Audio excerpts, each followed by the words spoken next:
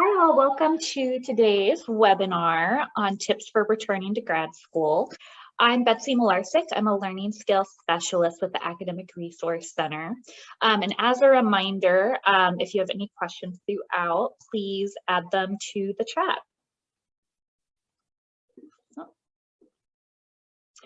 So what we're going to cover in this session, we're going to be talking about how to craft a study space that's mindful.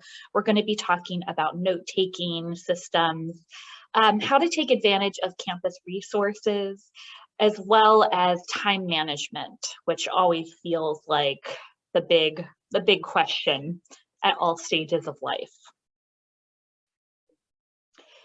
So we're going to start by talking about how to craft a study space at your place of where you're working from, which for a lot of folks right now is going to be working from home. And we're starting with this as our first topic because this is a topic that you should be addressing first. A lot of times, the instinct is to get right to work, but if you don't have a well-crafted study space, then that might not necessarily be the most, you might not have a productive day because you don't have a good productivity space. So setting yourself up in your apartment or in your office can really help set you up for success. So before you can begin creating your study space, you need to ask yourself the question, what does your ideal workspace look like? There's no set rules for what makes a successful workspace. It's really based on what you need to be successful working in your environment. So a few things to consider are, what distracts you? What do you need to be successful? Do you need to be someplace comfortable or someplace uncomfortable so that you don't get sleepy and fall asleep?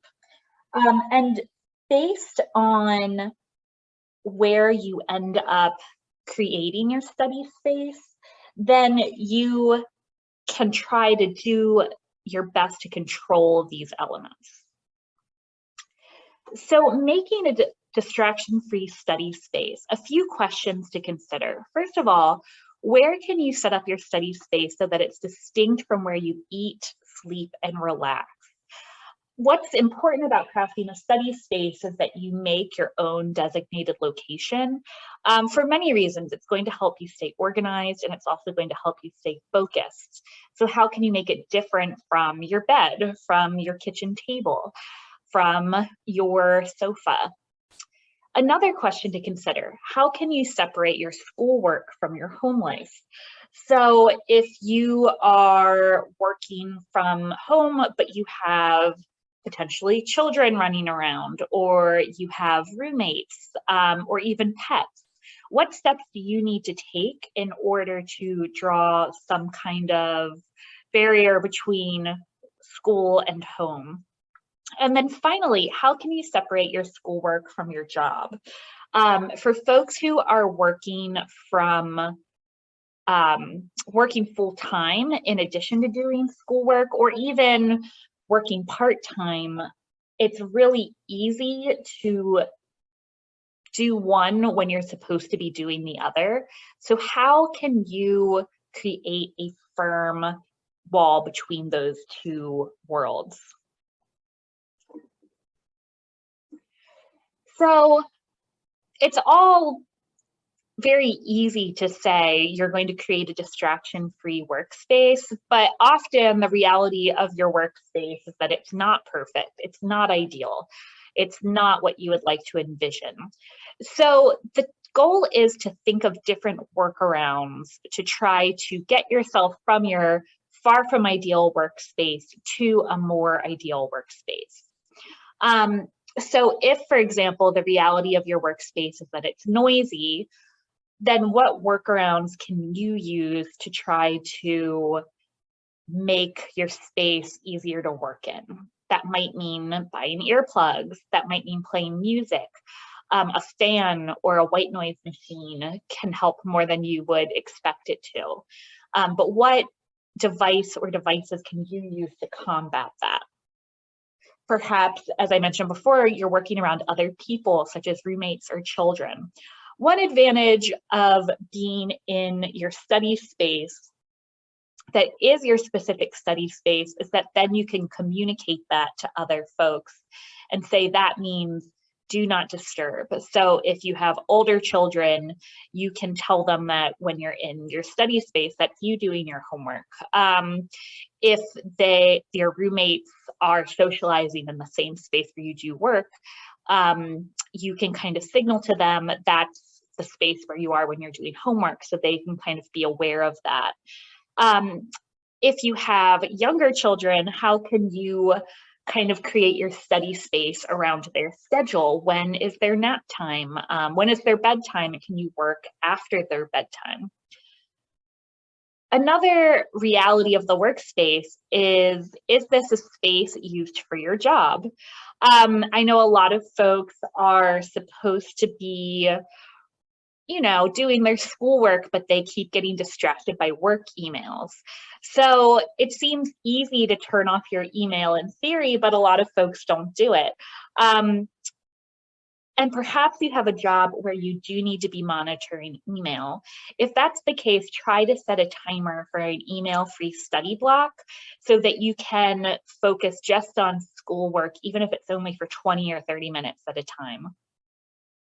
And then if you are working in a space where you're eating, then make sure that you are still having a system for where your school items are kept. One suggestion I really liked that someone shared with me about working from home is that they keep all of their school items in a box that they keep under their table. So at the end of their study session, they put all of their books in this box, and then it's still organized, it's still in one place.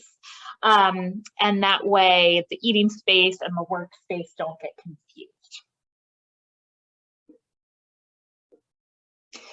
So with all of those different methods, there's no perfect solution to any problem, but the challenge is how can you strategize based on what you find problematic about your work location.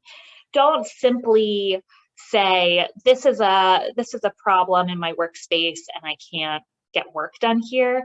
Instead, try to come up with a solution to combat that.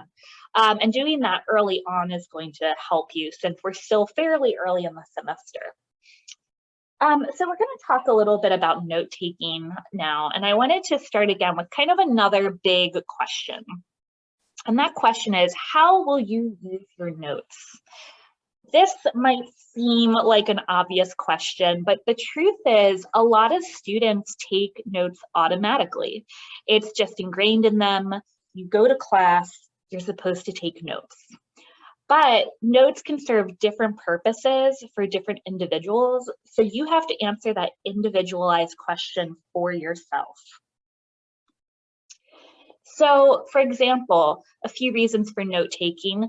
The obvious one is to record information, but how much information do you need to record? Is class reiterating the same content that's in your textbook?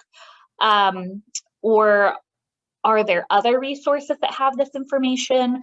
Is this the first time you're receiving this information?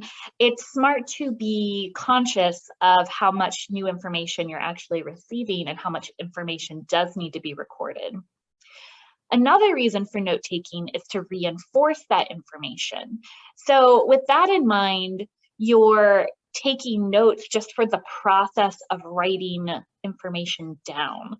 That means that you're using the note-taking process itself as a learning tool. So if that's the case, what do you need to write down in order to learn best?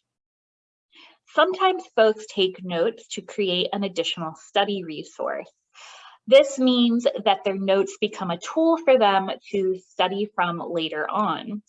If that's the case, how can you structure your notes so that they can clearly communicate to you in the future what information you need them to? And another key reason for taking notes is to stay focused during class. Sometimes folks take notes because otherwise they space out, they're not paying attention. They can't stay in the moment of a class session. So I have all of these reasons here, and I want to clarify that you aren't necessarily supposed to take notes for all of these reasons. You're supposed to ask yourself which of these reasons are the ones that lead you to take notes. And based on that reasoning, that can help you figure out how to structure your notes.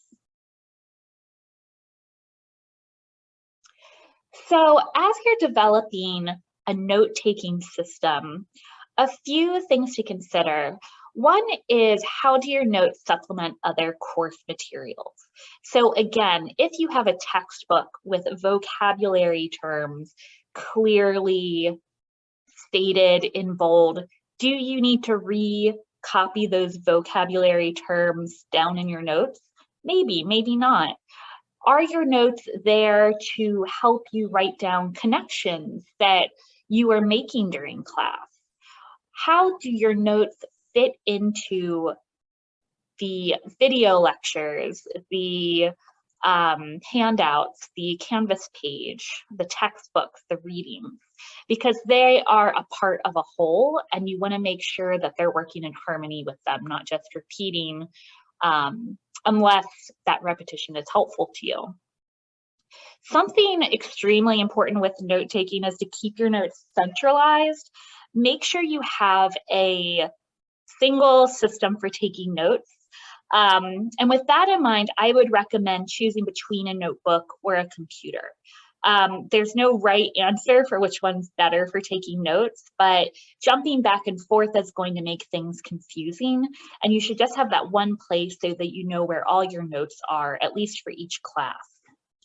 Whatever your note-taking system is, or your note-taking space, make sure you set it up before class. If you're taking notes in a document, make sure that you already have it pre-made before the class session. This is going to help you, again, not waste time during class scrambling to get things ready. Develop a key.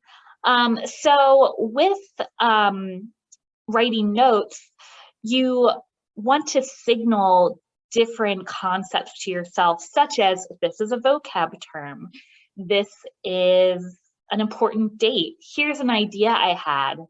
Even you want to signal things such as, I don't understand this, or I need to ask the professor about this.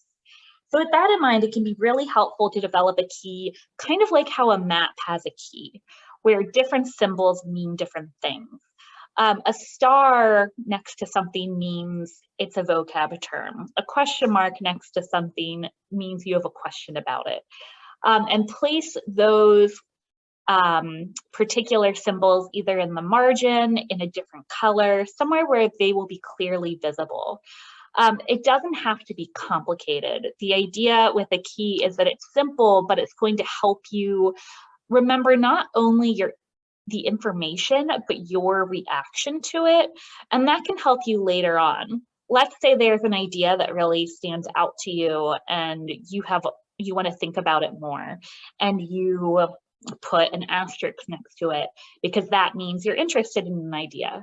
Then a month later, when you have a paper to write and you don't know what to write it on, you can flip through your notes, see those symbols that past you wrote for yourself, and use that as a jumping off point. And then another concept to keep in mind when developing a note-taking system is to focus on recording big picture ideas. This is because most people learn big picture first to small detail second. It's the same idea as putting a puzzle together. So if you have several puzzle pieces and you don't know what the picture is going to create, you just have a pile of pieces, you don't know what it's going to be. They're orange, it could be a leaf, it could be an orange. But if you have the whole big picture and you know that it's a picture, a puzzle of a cat, then that's going to help you inform how you put those pieces together. So recording those big picture ideas is going to be very helpful. So again, you're making this decision between using a notebook or using a computer, and there's no right answer between these two. It's really, again, up to your individualized learning style and what system works for you. Something to keep in mind, for a notebook, you're recording information more slowly. This can be helpful if you want to just focus on the big ideas and you don't want to just record everything automatically for the sake of recording everything. Whereas since a computer, you can record information more quickly. If it's a high content class where that's the goal of your notes, then that might be easier. With a notebook, you're going to be focusing only on your notes. That is what's right in front of your face. And that might be helpful if you're someone who gets easily distracted. If you're on a computer, you're going to have access to other files. So if this is a course where you're jumping between different readings, that might be preferred. For your notebook, you can have different notebooks for different courses. So based on what your commuting system looks like, remember we're about to resume in-person classes. So is it impractical for you to bring several notebooks to class for one day versus the computer? You have your one computer, that's it, very simple. And then finally, with a notebook, you can draw charts, you can circle words. There are ways that you can develop your key that can be more personalized in terms of squiggles, drawings, something more fun. Whereas a computer, you can add links, you can copy paste, you can change text color. So it's really worth thinking about how you want to use these notes before you kind of commit to using one system or the other system. So I wanted to touch briefly on taking advantage of resources on campus. And for this, I have kind of a big question to consider before moving into a few tips on this. And this is just, why did you pursue a postgraduate degree? It's a big commitment, it's a big time commitment, it's a big money commitment. And so there has to be a specific reason, maybe many reasons, why you decided to pursue this degree. And thinking about that can help you refocus how you want to use resources on campus. So with resources to help you, there are a lot of tools that can help you develop as a student and to help you in your schoolwork. So there's the Writing Center or Writing Lab. These are resources that can help you craft better papers and become a better writer. There's the library and research librarians. As a student, you can create a research consultation with the librarian, and they can help you pursue a specific research project. There are professor office hours where you can talk to your professor one-on-one to help supplement your learning. And then there are also career resources like the Career Center and a lot of resources online to help you locate internships. And then of course the Academic Resource Center, which you're already using, so good for you. And then there are also resources to enrich you. Program and university events, classmate relationships, and health and wellness resources to kind of help your overall wellness. So campus has these two kinds of resources, but really everything from column A could also be in column B and vice versa, because all of the resources to help you in your career as a student are also going to enrich you. Your professor office hours are going to help you develop this relationship. Working with a librarian or with a writing tutor is going to help you become a better researcher and a better writer. Likewise, program and university events can help inform your assignments for class. And your classmate relationships can create an accountability system to help you stay on task, as well as just a community for which you can discuss your project. So again, you're paying for this degree, and you've come here for a particular reason. So part of that is having these resources. That's one of the reasons you decided to come to Georgetown. So taking advantage of that is, I think, really important and an important part of being a student. And another recommendation is to establish relationships and reach out to resources early in the semester. You may already feel like you're too busy to meet up with classmates, go talk to a professor, go to an event, but you're only going to get busier. So if you can reach out to folks now early in the semester, you have those connections and those relationships in place, so that when you get super busy, you can keep on working with those. You know how to reach out to the writing center, you know how to reach out to your professor. So it's one less barrier when you might be in crunch time and really need those resources. And that's a really good segue into time management, which is really related to all of these topics we've talked about. So the question you need to consider with time management is, what are your top priorities? What are the most important things for you, not only as a student, but as a person? So I asked you before we talked about resources, what's your top priority within your program? And here's a list of common program priorities: just developing knowledge, developing skills, changing careers, strengthening your resume, getting internship experiencing, networking. And as a graduate student, you might look at these and say, yes, all of those, I want to do all of them. But ultimately, we're only human and we can't do everything. So I think it's important to look at these and rank them according to what's your most important and what's number one and number two. And based on that, consider which academic resources and which resources on campus you want to reach out to. Because that prioritization is going to help you focus on what's really important to you as your core ethos. I also think it's extremely important to name that there are priorities that supersede school. Most of these involve people, so family and friends, or money. So a job.